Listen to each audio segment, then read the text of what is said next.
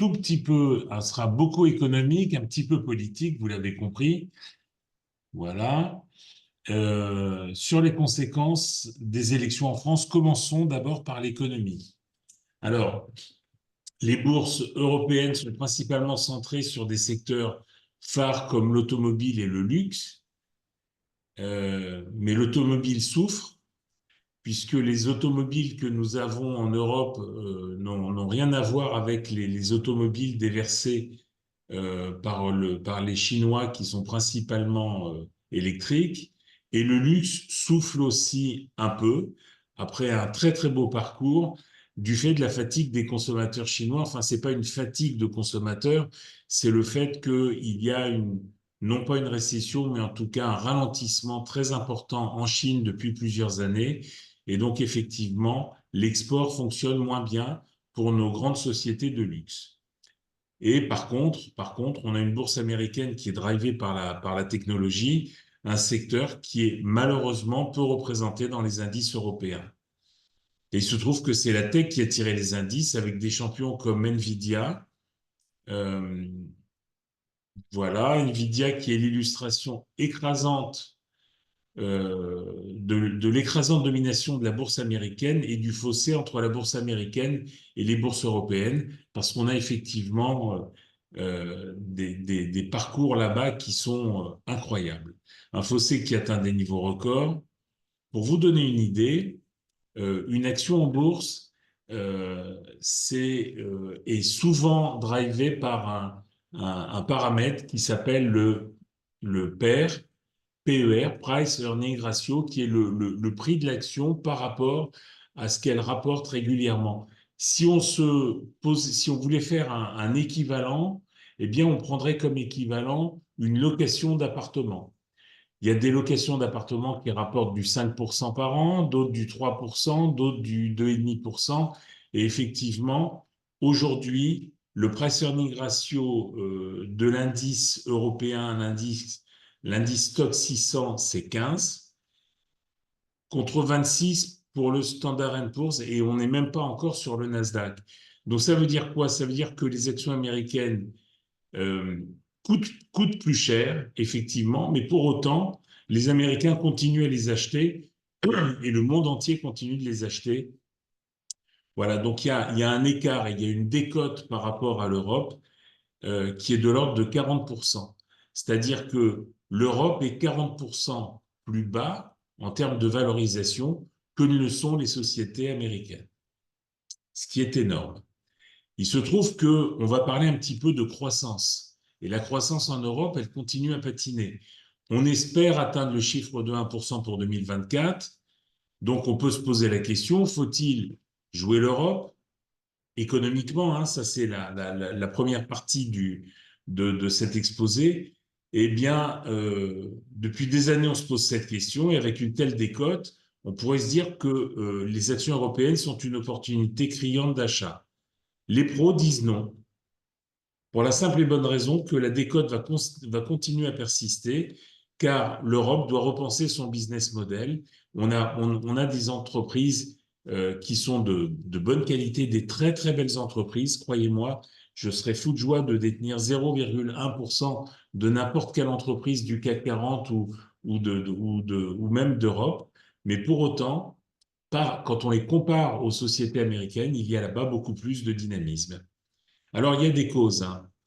On a été très impacté par la guerre en Ukraine, du fait de la dépendance au pétrole et au gaz russe. On a subi l'envolée des prix, l'inflation. On a subi de plein fouet la hausse des taux par la Banque centrale européenne, une hausse qui a été tardive et surtout très violente et trop importante. Et enfin, l'Europe est plombée par son business model avec des industries sous pression, comme l'automobile, et une absence des industries d'avenir et du présent, comme la technologie et l'intelligence artificielle.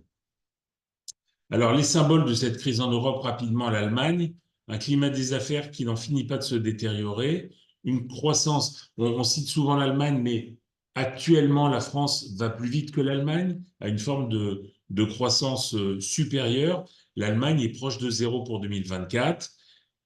Elle exporte de moins en moins. Vous savez, il y a 20 ans, il y a 10 ans, il y a 50 ans, euh, posséder n'importe où dans le monde une Mercedes ou une BMW, c'était un signe important de richesse. Aujourd'hui, c'est bien sûr, il s'en vendra toujours, mais il s'en vend beaucoup moins. Les gens recherchent des plus petites voitures ou des voitures électriques, et là-dessus, la Chine a pris une avance terrible. Donc, l'Europe est confrontée à une crise économique structurelle, elle décroche par rapport aux États-Unis, mais également par rapport à la Chine.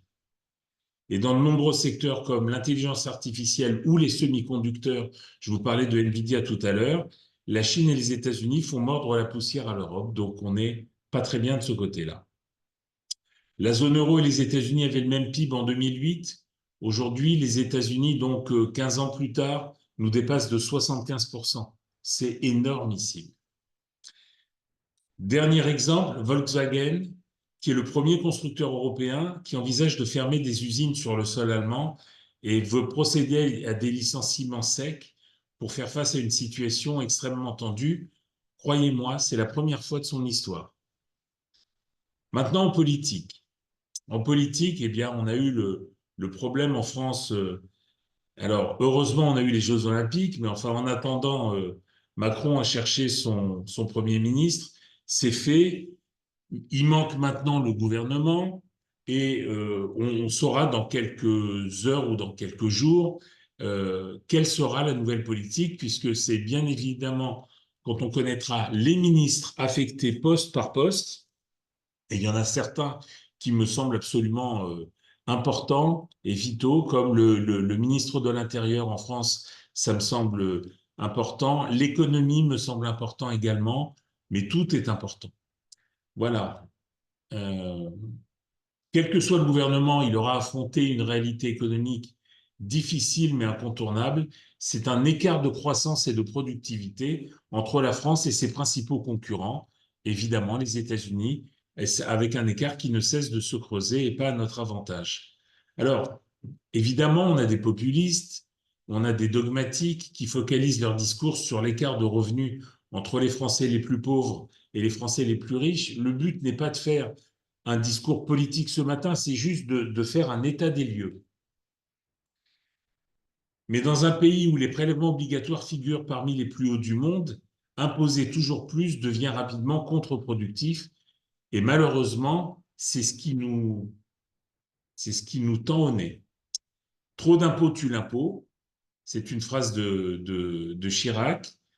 Donc, malheureusement, on va augmenter les taux, mais on va diminuer l'assiette sur laquelle ils portent.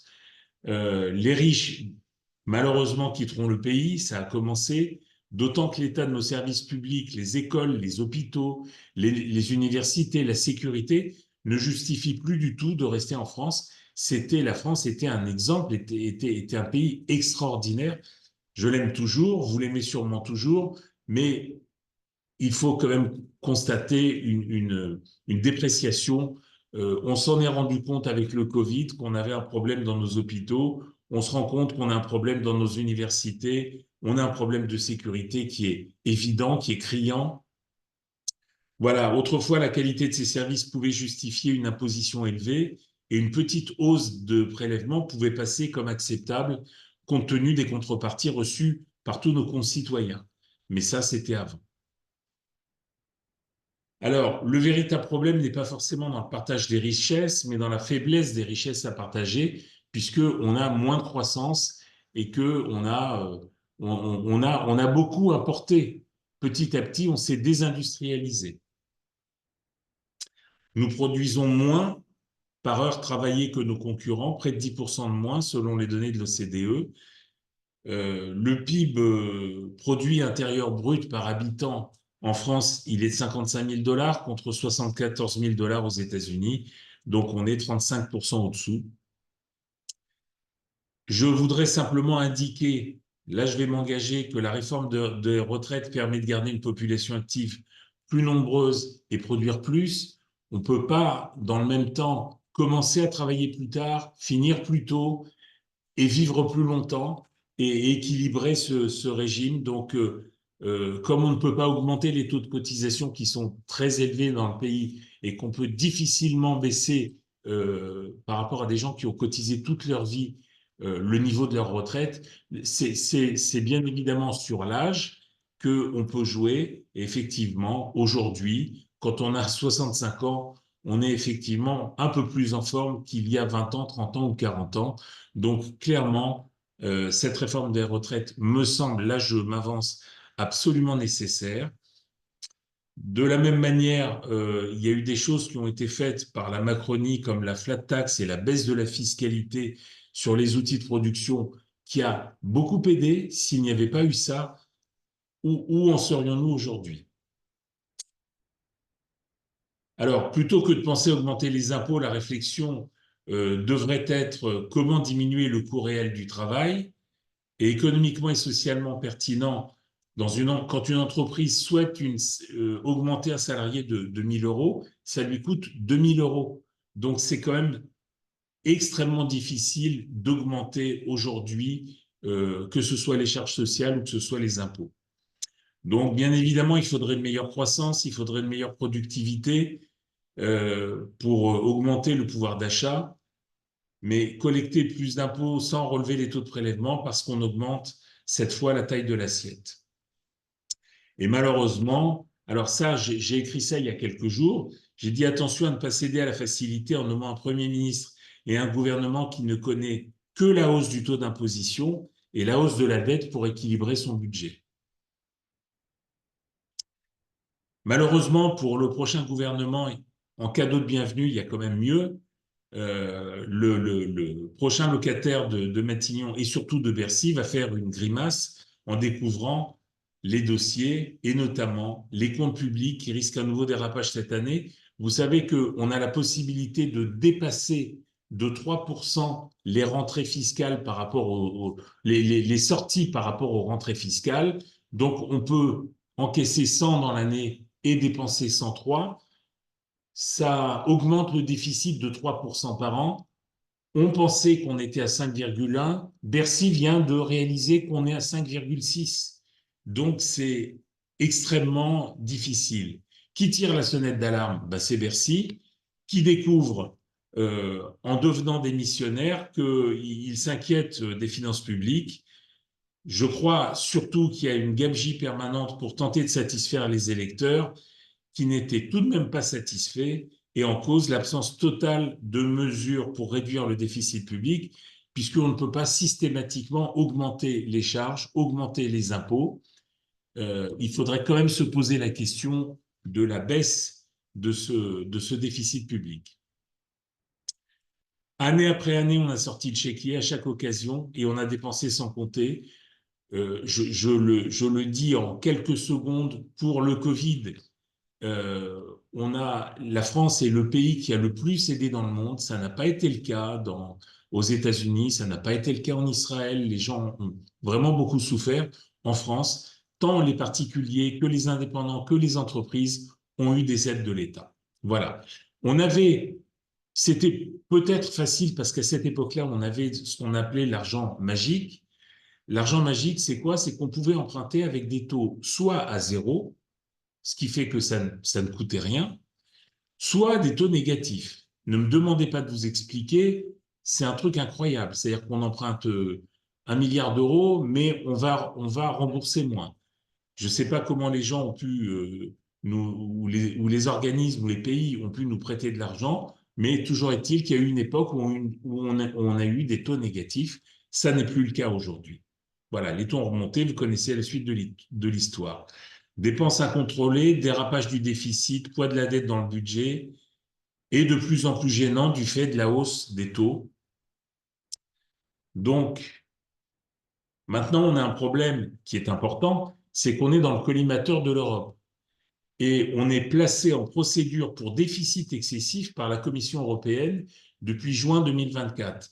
Donc, la France doit continuer à vivre normalement, se développer, investir dans certains domaines, mais malheureusement, on part avec un déficit énormissime de plus de 3 000 milliards, mais le déficit qu'on doit rembourser absolument par rapport à la sonnette d'alarme de Bruxelles, c'est 110 milliards dans les prochaines années, dont 20-25 milliards pour 2025. Alors, comment on va faire? Est-ce qu'on va pouvoir baisser ou est-ce qu'on va augmenter les impôts et les taxes? Je pense que ça sera un peu des deux et qu'il est quasiment impossible pour un gouvernement, quel qu'il soit, on n'a plus de marge de manœuvre, on n'a plus d'outils, on n'est plus crédible. Et le problème, c'est que si on continue de déraper, le poids de la dette va augmenter puisque les taux d'intérêt vont augmenter. Donc, on doit malheureusement avoir une cure d'austérité. Et je crois que quel que soit le gouvernement, malheureusement, on ne pourra pas ne pas augmenter les impôts et les taxes. Voilà. Mon, Ma phrase, c'est qu'on ne change pas une méthode qui ne marche pas. Ça ne marche pas. Mais malheureusement, on est acculé aujourd'hui en France, en tout cas. Et vous l'avez compris, trop de dettes, trop de déficits, trop de fonctionnaires. Et pourtant, à mon avis, il manque des juges, des prisons, des infirmiers, des médecins, des hôpitaux. Donc, on a un problème de fonctionnaires qui sont dans des bureaux, mais par contre, il est absolument incompréhensible. Je vous donne juste un chiffre qui est affolant. Dans un hôpital, vous avez 50% d'administratifs et 50% de soignants en France. C'est débile. Je n'ai pas d'autre mot. Alors, on a eu une possibilité que le nouveau Front populaire applique sa réforme. Alors, il prévoyait d'augmenter le SMIC à 1600 euros net par mois, d'abroger la réforme des retraites. Après tout, après les 35 heures, pourquoi ne pas partir en retraite à 55 ans? Il n'y a pas de raison. Alors ça me gêne beaucoup, c'est l'assujettissement des dividendes aux charges sociales. Vous savez que les dividendes, c'est-à-dire ce qu'on perçoit quand on a soi-même une entreprise qui a gagné de l'argent dans l'année et qu'on veut distribuer, ou de l'argent qui est placé dans des entreprises du CAC 40 ou de n'importe quelle bourse mondiale, eh bien, ces dividendes sont distribués aux actionnaires en partie. Eh bien, jusqu'à présent, on a un taux qui est de 25%, pardon, de 30% qui est la flat tax, et le nouveau Front populaire souhaitait que ces dividendes soient assujettis aux charges sociales comme un salaire, c'est-à-dire, que je ne vous dise pas de bêtises, 42-43% de charges patronales, 22-23% de charges salariales, c'est-à-dire 65% de charges. Voilà, ça paraît complètement fou. Voilà, il y avait aussi un retour de l'ISF qui était prévu. Pour le moment, en nommant un Premier ministre de droite, le pire paraît évité, mais comment ce gouvernement va-t-il faire pour améliorer la situation et l'endettement excessif du pays? Je ne sais pas. Ceci dit, je fais une petite digression. La situation en Israël est difficile également. Il y a une guerre, ça coûte terriblement, ça coûte très cher, il y a des gens qui sont déplacés. Donc la situation n'est rose nulle part. Mais enfin, en tout cas, en France, elle est extrêmement difficile parce qu'on a à la fois un problème économique et à la fois un problème politique, avec un feuilleton qui a duré 2 mois pour ne serait-ce que trouver le Premier ministre. Et maintenant, je ne sais pas combien de temps il va falloir pour trouver des ministres qui vont aller au charbon et surtout avec les déficits qu'ils se traînent. Voilà. Et ce gouvernement pourra-t-il rester en place? Donc, c'est difficile. Dans ces conditions, euh, il paraît compliqué, il paraît un peu fou de laisser tout son argent en France. Euh, il y a d'autres webinaires qui sont faits et que je vous engage à suivre. Pardon, excusez-moi. Il y a d'autres webinaires qui sont réalisés où on développe cela à la fois pour les libéraux sur la loi Pacte, à la fois sur le placement préféré des Français qui est l'assurance vie. Il faut bien comprendre que aujourd'hui il y a un espèce d'Éden qui est l'assurance vie luxembourgeoise. Elle ne permettra pas, cette assurance vie luxembourgeoise, d'échapper à la fiscalité française. C'est-à-dire que si un gouvernement, à un moment donné, décide de mettre la main sur l'épargne des Français, l'argent qui est situé au Luxembourg, bien évidemment, subira le même sort que les contrats d'assurance vie français. Le Luxembourg ne permet pas de cacher l'argent. Simplement, il y a des avantages énormes à placer son argent au Luxembourg. Et je dis ça par rapport à une partie de notre communauté qui va décider de faire son alia. Il est évident que vivant en Israël ou vivant dans un autre pays, on parle aussi avec Rachel du Luxembourg, mais il y a aussi des gens qui décident de partir au Maroc, qui décident de partir en Espagne, en Italie, aux États-Unis, beaucoup les enfants, en Australie. Donc, il faut comprendre que c'est contre-productif de laisser son argent dans des contrats d'assurance vie français. Donc, l'assurance vie luxembourgeoise a un gros succès puisqu'ils ont collecté 13 milliards d'euros juste en un semestre, au second semestre 2024, c'est-à-dire que c'est une hausse de 45%, ça se voit nulle part. Alors la raison est évidente, il y a une instabilité politique en France qui fait craindre le pire aux épargnants qui se réfugient sous la protection unique offerte par le cadre réglementaire luxembourgeois. Je ne compte pas développer plus avant le Luxembourg aujourd'hui parce que Rachel le sait, on peut en parler pendant 1 heure. Il y a beaucoup d'avantages, mais retenez simplement qu'il y a un bouclier, qu'il y a un triangle de sécurité au Luxembourg qui fait qu'en aucun cas qu'il y ait un dépôt de bilan d'un assureur ou un dépôt de bilan d'une banque où se situerait votre argent, le Luxembourg protège les actifs donc des souscripteurs dans le sens où il y a une différenciation entre l'argent de la banque ou de la compagnie d'assurance et l'argent des particuliers qui ont choisi de placer leur argent dans cette banque ou dans cette compagnie d'assurance. Donc, quoi qu'il arrive au Luxembourg, l'argent est protégé. L'assurance vie luxembourgeoise n'est pas uniquement un placement pour se protéger d'une hypothétique faillite de l'assureur, c'est surtout une enveloppe qui offre une large gamme de supports. Je voulais vous dire simplement que quand vous avez votre argent dans l'assureur de votre banque, par exemple, eh bien, vous pourrez constater que les fonds qui sont logés dans ces contrats d'assurance sont en grande partie les fonds de la banque.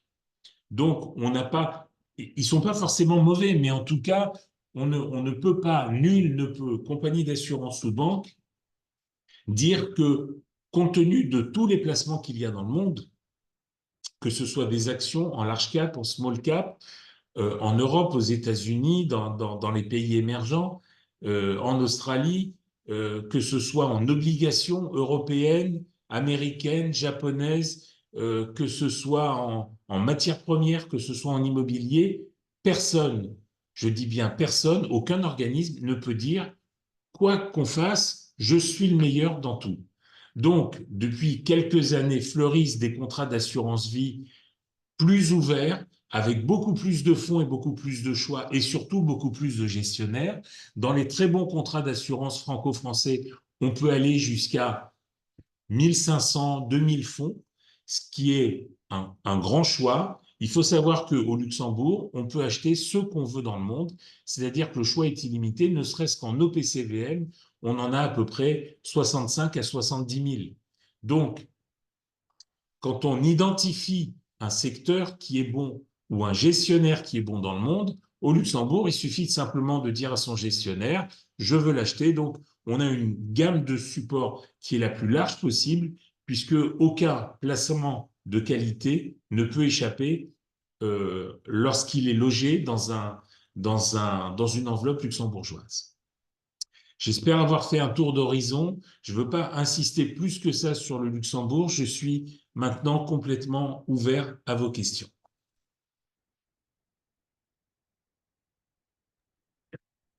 Stéphane, il y a Avi qui a posé une question. Il a dit, quand tu as commencé à parler de l'assurance vie luxembourgeoise, il a dit, sauf si on n'est pas résident fiscal français. Avi, est-ce que tu veux clarifier ta question?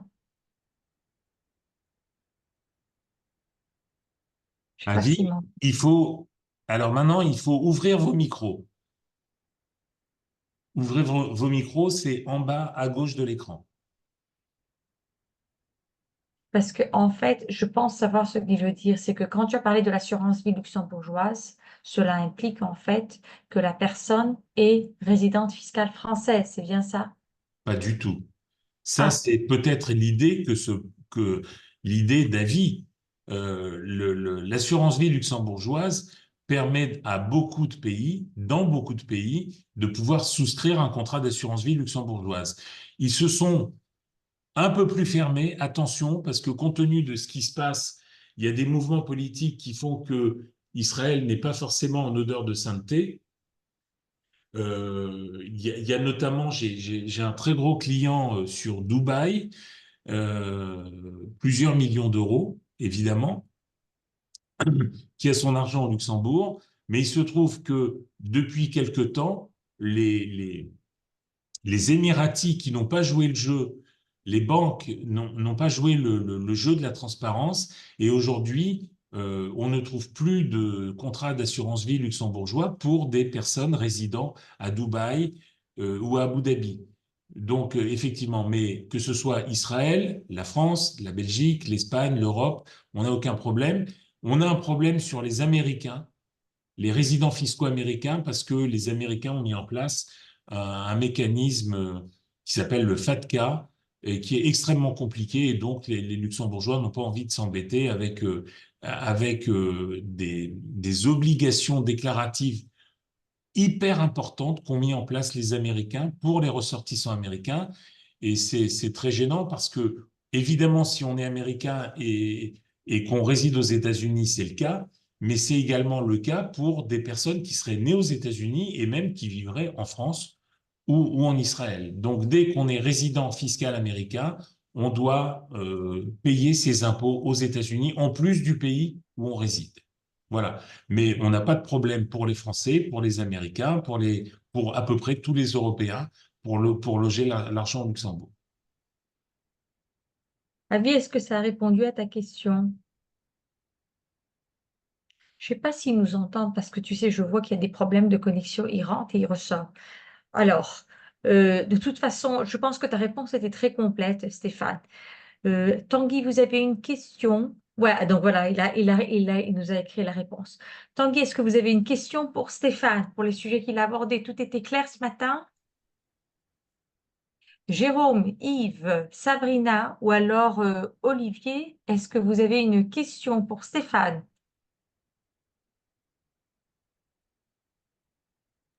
Oui, Bon, bonjour Oui, Stéphane. Yves, oui. peut-être. Oui, quels sont les droits d'entrée et de sortie concernant justement cette assurance vie? Est-ce qu'on peut en savoir un peu plus? Et, euh, et tout ce qui concerne la fiscalité, en fait, concernant cette assurance vie. D'accord. Alors, Pour quelqu'un résidant en France, hein, particulièrement. d'accord, ok. Alors, quand on est en France, on n'a pas de problème pour souscrire au Luxembourg, on n'a aucun problème fiscaux non plus, puisque le Luxembourg s'est mis au diapason par rapport à la fiscalité française. Et en gros, quand une compagnie d'assurance luxembourgeoise veut travailler avec un pays, en amont, avant d'accepter de l'argent d'un client, elle fait ce qu'on appelle une due diligence, c'est-à-dire une consultation juridique pour savoir quelle est la fiscalité en cas de vie, c'est-à-dire si on rachète de l'argent qui était déposé au Luxembourg à un moment donné et qu'on a gagné quelques sous, des plus-values, comment sont-elles imposées dans le pays en question? Donc la fiscalité en cas de vie, et il y a également la fiscalité en cas de décès qui est importante. Donc globalement, on n'a aucun problème. Il y a beaucoup de Français qui logent leur argent au Luxembourg. C'est une opération que je fais très, très, très régulièrement. Euh, il y a aucune différence de fiscalité puisque il est hors de question de ne pas déclarer son contrat au Luxembourg. Donc, comprenez qu'il ne se passe rien, même si on a gagné 20, 30, 40, 50% dans ce contrat, puisque de la même manière qu'on les a gagnés, on pourrait à un moment donné en reperdre une partie. La fiscalité ne se règle qu'au moment de la sortie. Et la sortie, elle est dans deux cas de figure. Quand vous dites je vends cette action où je vends ce fonds parce que j'ai besoin d'argent, eh bien effectivement, il y a de la plus-value à acquitter, elle est strictement la même que dans un contrat d'assurance vie franco-français, et elle est de 30%, qu'on soit avant 8 ans ou après 8 ans, il n'y a plus aucun changement par rapport à la durée de détention du contrat, comme ça pouvait être le cas dans le passé. Ça, c'est par rapport à la fiscalité en cas de vie. La fiscalité en cas de décès dépend bien évidemment du pays dans lequel on réside, et c'est extrêmement intéressant si à un moment donné, on est amené à l'avenir et avant son décès à partir dans un autre pays. Donc effectivement, en fonction des pays, il y a des fiscalités que je ne peux pas développer aujourd'hui et qui pourraient être différentes. Sur les frais d'entrée et les frais des contrats d'assurance vie, j'ai juste envie de vous dire que, comprenez-le, ça dépend. Quelqu'un qui va déposer 250 000 euros, je vous indique le montant parce que c'est le minimum qu'il est possible de faire au Luxembourg. Moins de 250 000 euros, je ne peux pas, je n'ai pas trouvé d'assureur luxembourgeois. On a des contrats d'assurance vie en France qui s'ouvrent avec 1 000 euros. Mais pour autant, la qualité du Luxembourg, la complexité de la protection financière du duché du Luxembourg fait que il y a quelques années, on était à 1 million d'euros et petit à petit, à force de se battre avec eux et de leur expliquer que on avait des gens qui n'avaient pas forcément 1 million d'euros aujourd'hui, mais qui les auraient un jour, on a réussi à faire baisser le niveau de l'entrée. Mais comprenez bien qu'il n'y a pas les mêmes droits d'entrée ou même les mêmes frais de gestion pour quelqu'un qui dépose 250 000 euros ou pour quelqu'un qui dépose 2 millions d'euros. Donc, tout ça, c'est des choses qui se négocient au cas par cas en fonction des dossiers. Voilà, retenez juste de ma réponse que on a des frais à peu près équivalents avec une protection qui est 1000 fois meilleure au Luxembourg, avec des possibilités qui sont ouvertes, une gamme de fonds qui est beaucoup, beaucoup plus importante, puisqu'on passe de peut-être 20, 30 fonds dans un contrat d'assurance vie bancaire euh, à 1000, 1500, 2000 fonds dans les meilleurs contrats d'assurance vie franco-français à peu près 100, 200, 300 000 possibilités d'investissement dans le contrat luxembourgeois. Donc, il n'y a pas photo, on est sur des frais qui sont à peu près équivalents, il doit y avoir peut-être 0,10% ou 0,20% d'écart, mais qui sont amplement justifiés par tout ce qu'apporte le Luxembourg. Voilà, et je suis évidemment à votre disposition pour rentrer un petit peu plus dans les détails, mais le plus important, c'est de comprendre politiquement que il est quand même mieux joué aujourd'hui de mettre votre argent au Luxembourg si vous envisagez une alia. Si vous n'envisagez pas, si vous n'envisagez pas d'alia, c'est dur le matin, pardon, d'alia ou d'être résident d'un autre pays que la France, il n'y a pas qu'Israël, alors effectivement, sachez que la protection sera de meilleure qualité au Luxembourg, mais la fiscalité sera strictement la même et les lois françaises s'appliqueront de la même manière. Notamment sur les prélèvements sociaux. euh, Oui, on aura les mêmes. Enfin, quel type de prélèvement a-t-on est-ce que c'est applicable en France, les mêmes taux applicables? strictement, c'est complètement la même chose. Il ne peut pas y avoir ni d'avantage, ni d'inconvénient à loger son contrat d'assurance vie ailleurs qu'en France. La fiscalité est totalement alignée.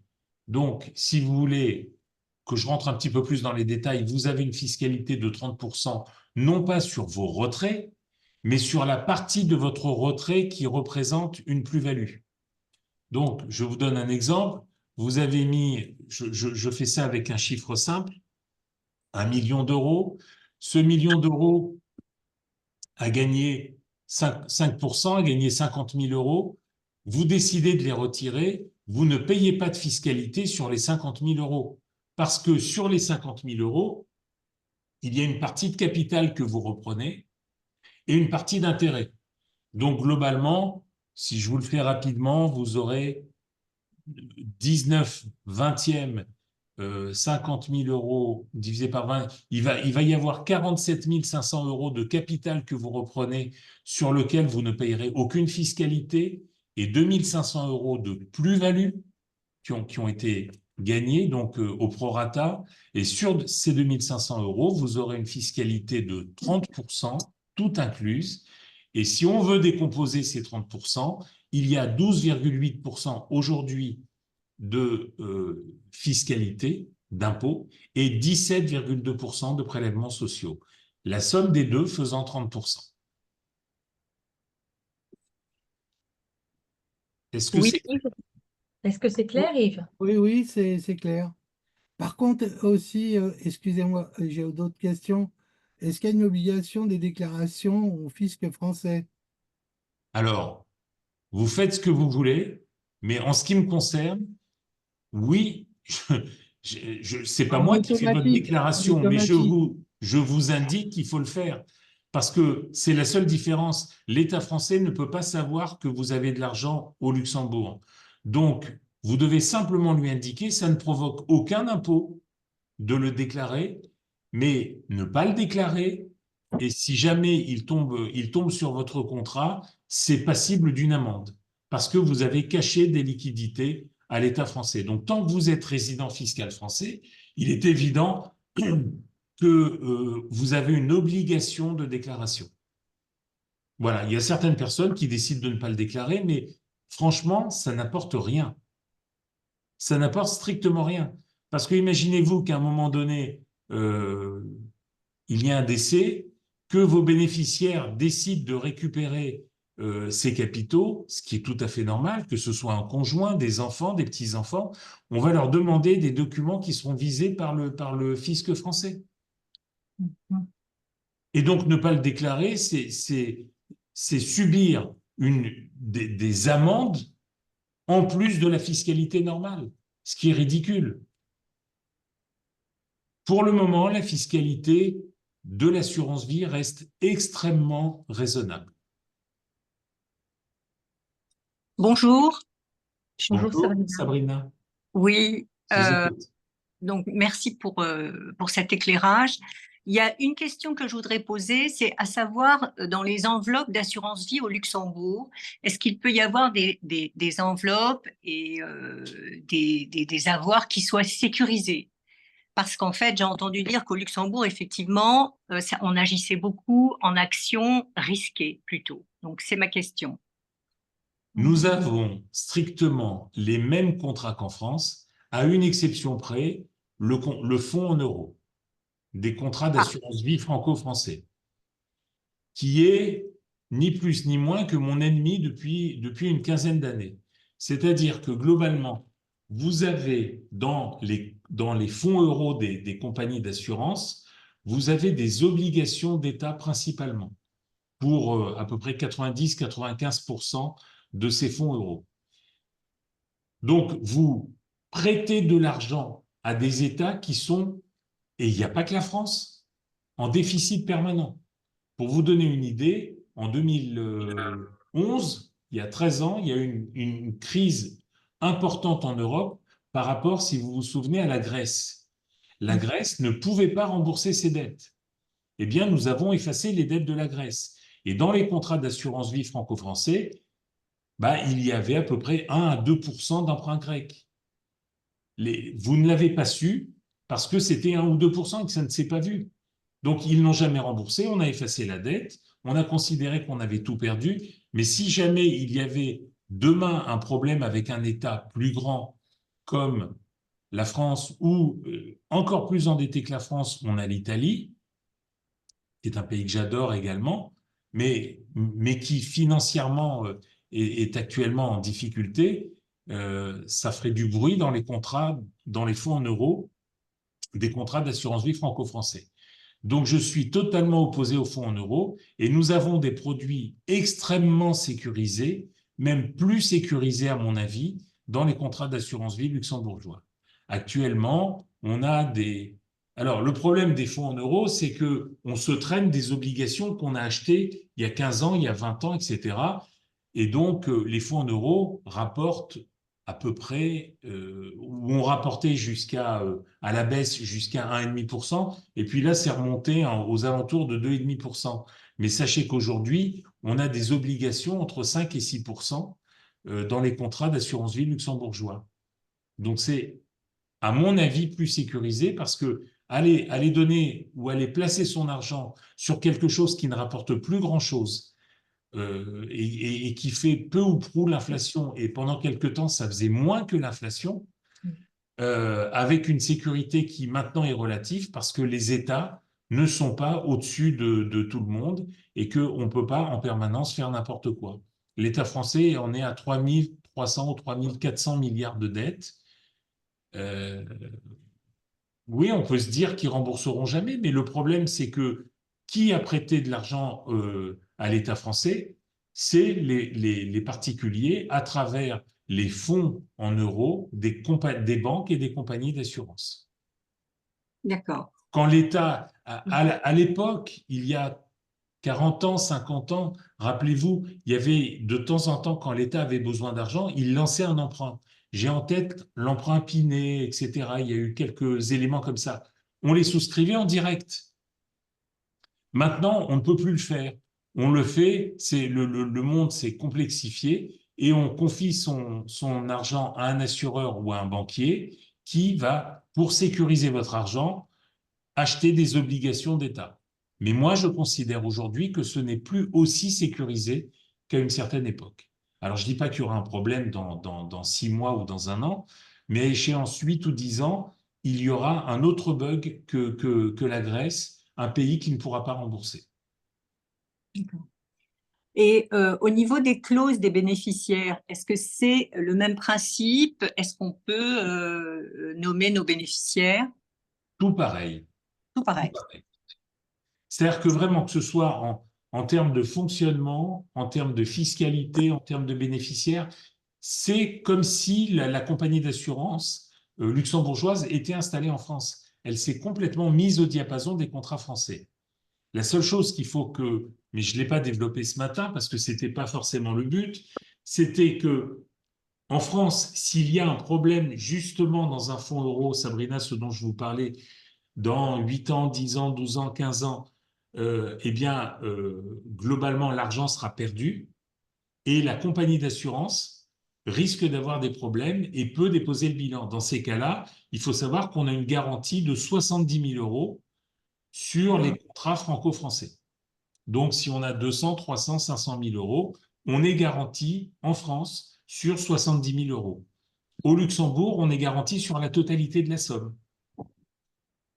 Donc, vous me parlez de sécurité, je pense qu'on est beaucoup plus sécurisé au Luxembourg, mais avec les mêmes caractéristiques, et j'engage tous mes clients à déclarer une fois par an. Qu'est-ce que ça va leur prendre? Ils vont mettre dans leur déclaration d'impôt le numéro du contrat avec le nom de la compagnie d'assurance. Ça prend 18 secondes. Et comme ça, on est complètement en phase. On ne prend pas de risque vis-à-vis du fisc français, puisque c'est lui-même qui a permis aux compagnies luxembourgeoises de vendre des contrats d'assurance vie en France sous la dénomination LPS, ça s'appelle libre prestation de services. Donc, il serait malvenu de la part de Bercy de dire vous avez mis votre argent au Luxembourg, pourquoi, etc., et de chercher des poux dans la tête, puisque c'est eux-mêmes qui l'ont permis. Par contre, ils pourraient effectivement vous poser des problèmes si vous aviez omis de le déclarer. Très bien. Bien, ben, je vous remercie. Je vous en prie. Merci Stéphane, merci à vous tous. On va clôturer alors la session. Merci pour cette présentation qui était très intéressante. Je vous envoie tout à l'heure les coordonnées de Stéphane et l'enregistrement de la session. Je vous souhaite une bonne journée. Merci Stéphane, merci à Bonne tous. journée Au à revoir. tous. À Au bientôt. revoir. Merci, au revoir.